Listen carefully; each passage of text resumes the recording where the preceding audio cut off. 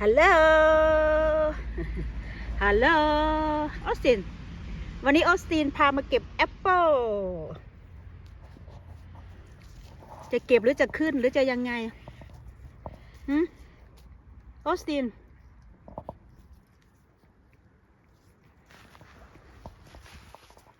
จะขึ้นเอง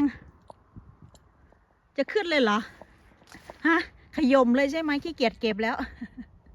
ขี้เกียจเก็บแล้วใช่ไหม เอาขึ้นเลยอ่ะขึ้นเลย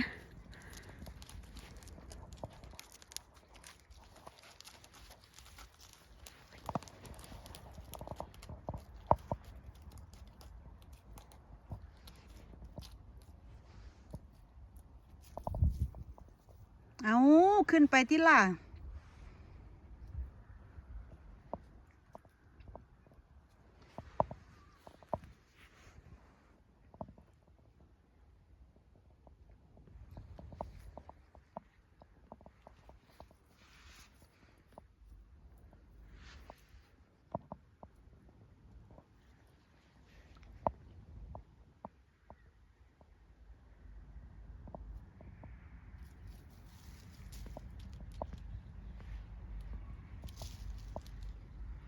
ดอมมองจะขึ้นหรือไม่ขึ้น